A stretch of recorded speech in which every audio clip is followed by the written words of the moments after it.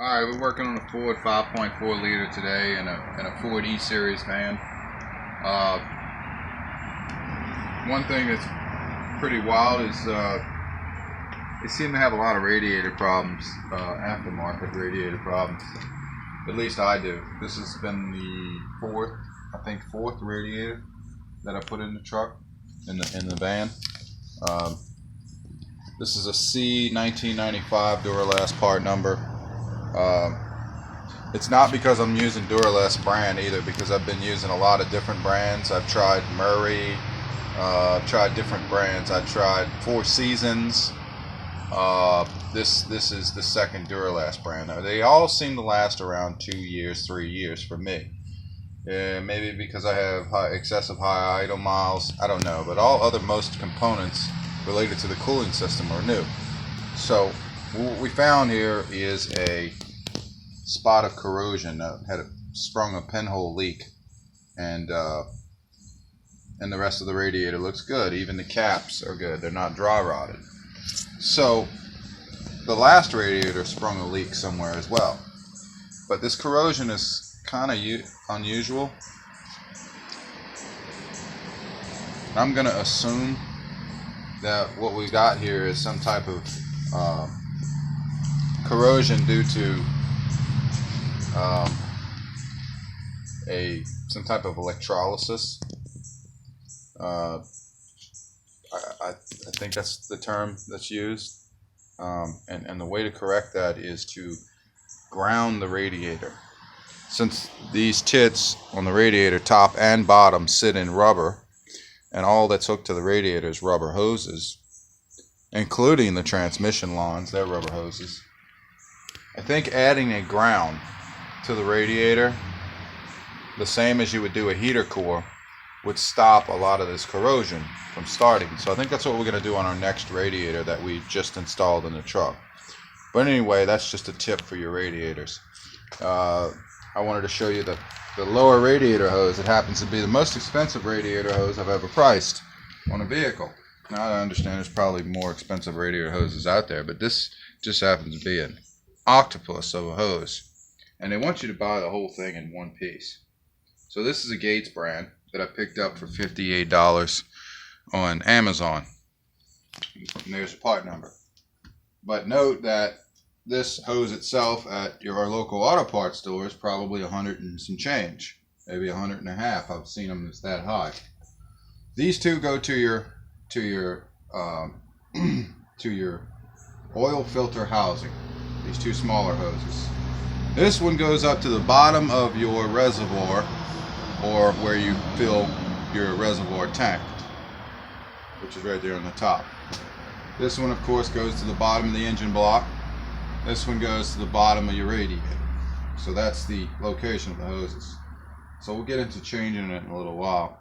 I know this is probably self-explanatory, but I just wanted to show what one of these jokers look like before you attempt to change it or buy one, and what it should look like, and what you can get it for, and what price, versus spending your money at the auto parts store. And I do recommend Gates. They're still fairly a good brand. So we'll stop the video and we'll start the process in a minute and restart. So first we're going to start with the oil filter housing cooler, or the oil filter housing that's being cooled by the radiator hose. It branches off and sends water to cool this hose. First we'll pull our spring-loaded clips back. Let's see, what's that one? Top? Yeah. Okay. Get a load of that new motor mount that we replaced. Oh yeah, I remember that. That driver's side motor mount. We changed the passenger side as well. They were pretty easy. We didn't have to really remove anything. Now the passenger side gets a little difficult because the starter wants to get in the way. But note that it can be done without removing the starter. But you have to remove the bracket that attaches to the cross member, which is this metal bracket here. But it's pretty easy to remove that metal bracket. So Let's get this spun around where I can get to it. Alright, there we go. Now, get it off. World of difference motor mounts make when you change them. Especially when you get a good premium motor mount. That's not something you really want to skimp on as an engine mount. You watch yourself. Yeah, I know. Here comes some water. And watch out. Here we go. Pull that one off so I can see which way it leads, where it leads to the top or the That's a lot bottom. of water. You're gonna get some critics on YouTube, man, for saying that. Oops. Oops. Hey, man, the man's allowed to say the word shit every now and then. Especially if it's occasional. He's working on a vehicle. They don't say a curse word working on a vehicle. Well, you're either extremely patient, more patient than I've ever seen anyone, or you cut him out of the video. Alright, so this was the one closest to us, and it just happens to be, let's see, let me pull it around the front here. These hoses feel so brittle, I could feel crackling in my hand.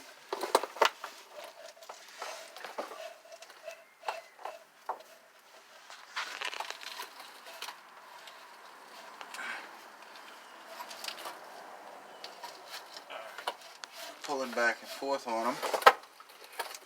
This one that's closer to the front of the vehicle actually is the upper one on this side, on the actual hose itself, where it branches off. Bring your camera around this way so folks can see.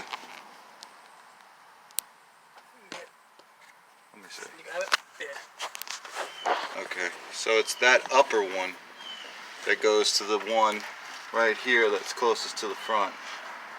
Surprisingly, I thought it would be the opposite, but it's not. I don't know if it really matters, but it probably does a little bit. But I can't see how. They both go in the same direction. Go to the same thing. Okay, so let's get to the rest of this and finish it. Alright, so it looks like we got a clamp down here that holds these two smaller lines on the bottom of the radiator hose, on the bottom blower radiator hose, that holds these two smaller lines down to a bracket that's on the cross member. We're going to take that off right now, and it relieves these two hoses that go to the oil filter housing. Alright, go ahead, remove it. To the bottom, you'll notice where it attaches to the engine block right here. Yeah, there it is. You got a clamp. This looks like by far is going to be the hardest to get to. We're going to have to reach it from the top side. We're going to use a pair of channel locks to compress it, and then I'll pull it off from the bottom here, and then we'll get back to that in a minute. We got the top radiator hose, the lower radiator hose off the engine block side, which is down there as a pain in the butt to get to the clamp to compress it. So we're going to put it back on with a hose clamp. And we're going to take this one off. Not this up here, this one down here. I really don't care for these compression, these clamp type.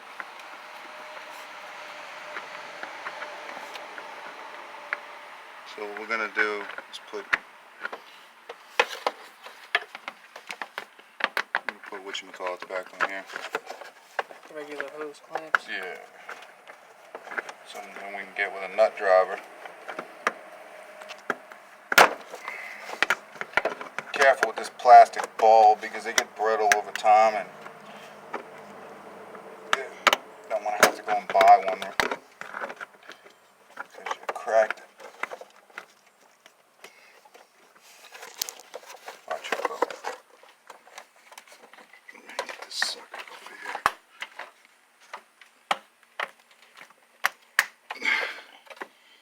Alright, those are way off. Should have just took this top one off. Note to self in the future. Hopefully I won't have to do this again. A lot of work for a lower radiator hose, I swear. Okay, the lower radiator hose, that portion of the hose routes underneath the power steering hoses. Comes from the power steering pump to the reservoir. And it looks like it goes down and straps onto the side of the radiator right here, which ours is disconnected from, but the piece of the strap is still here, so it's probably Ford factory hose. Okay, let me get our hose out of the way. Underneath here, pull it down. It's one hell of a route here, I can tell you. Tight. For a minute here, I'm forgetting that I'm actually working on an American vehicle. You pull it down through the bottom? Yeah, let me see. Go ahead, it should all be free. Hold down octopus out. Get the ugly thing out? Yeah, I got it. Let me see it. Got it above this shit. What's the matter? What's it hanging up on? Just the drag link, Alright, which we gotta change one day. I got another one in the tool shed, still in the box. Come on. What you hanging up on? Nothing. Jeez. And this thing is so brittle, soft. And look at all your hose clamps on this plastic dealie. You get big fitting on your old one. Now let's check out our new one. It's like Gates, one with a different method. No, they just put some kind of compressing Press-on. couplings or something on here, which I don't know if I trust them or not. I guess I should leave well enough alone. See what happens. Looks like it's gonna match up pretty good. Looks OEM to me. I mean, look how soft that is compared to that. Yeah. I mean, this is really soft up in here. You can tell that was gonna go at some point soon. And then these got a crackle to them when you hear that? Yeah. Listen. Yeah, that's the heat. Look at where the heat was hitting that. You can hear that crack. Yeah. Yep. Like Yeah. Rice Krispies. No, that's the twine intertwined inside the rubber, crackling from heat. It's like the inner coating of the rubber. And it's not like the old cars where they used to have a spring in the middle to keep the bottom radiator hose from collapsing. Apparently, because the system is probably pressurized, it keeps the hoses inflated as opposed to starving the engine for water. Now we gotta route this big octopus back through the rest. Okay, we'll do that in a second. Let's take a break. Get the light. Yeah. There we go. Okay, so start with the lower radiator hose. First thing we do is we feed the lines that go to the oil filter housing cooler over the top of the cross member. Yeah, let's see if I can pull it through the other side. I got it. You got it? Somewhere. Yeah. Can't hardly get your hand in here. Let me see if I can get him through.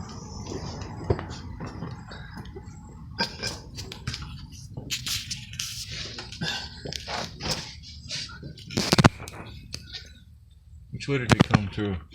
Okay. Above the motor mount. That's right. Toward the oil pan, right? Yeah, I got my hands in here. Alright, grab them. Here we go. Okay. Got two of them. Here, we'll feed them, you pull them. What a pain in the Routing this Talk garbage. about pain in the ass. Ours. Yeah, whatever. If you're in Britain. Alright. Here we go, got them. Good enough. Okay. Now remember, they have to lay flat on the, whatchamacallit, On the frame, yeah. cross member.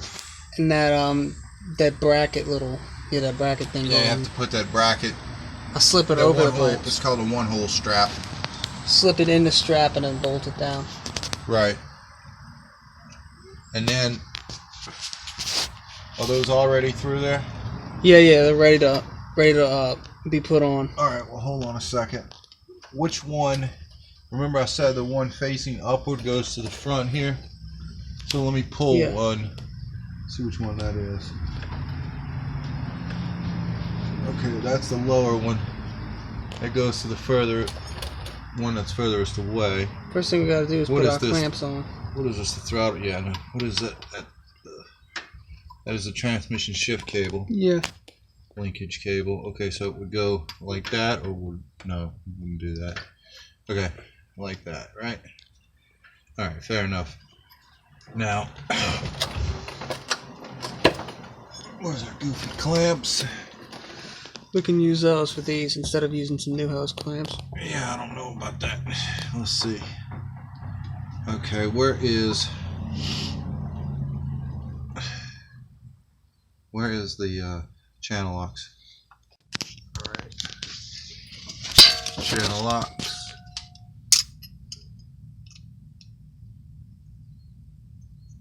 Watch your eyeballs. All right. What we don't want to do is stretch these things too far.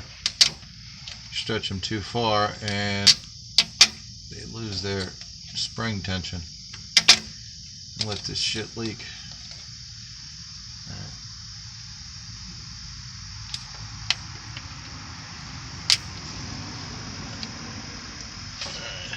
This one went in here, right? Yeah.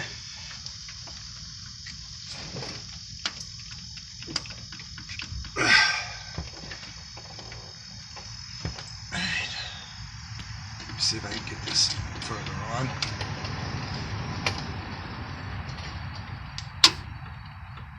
There we go. Yeah, I know. I just want to put it right on the lip where it makes it hard to get over the hump. Okay. Do the other one and get the other hoses. Alright. These two lines right here. Two lines going to the cooler. To that cooler.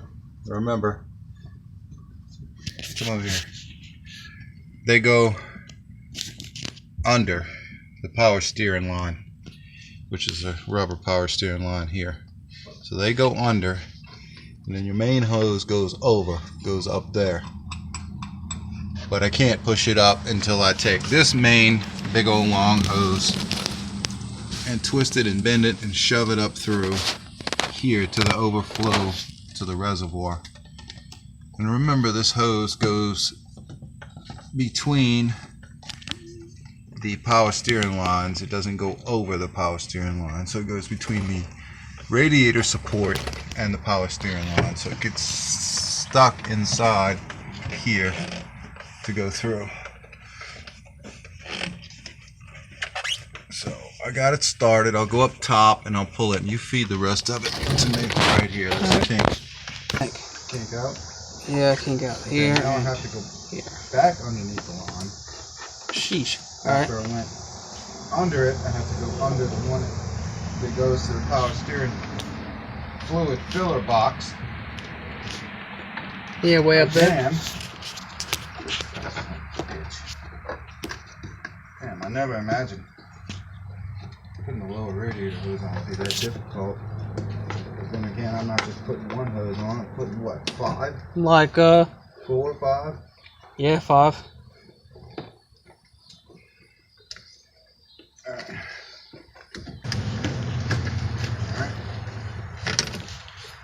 Good. Right past the power brake Booster. Regulator, whatever they call this piece of junk that I hate for anti-lock brakes. Got a little over anxious here and decided to quit filming for a little while because this hose wound up being a pain in the butt to get it back on, especially to get to that clamp for the lower radiator hose on the engine block side. the main hose. That was kind of a pain in the butt to get to, but you put all the straps back in their factory locations. I imagine you could breeze through this on the side of the highway if you had to, on the side of the freeway or wherever the hell you live.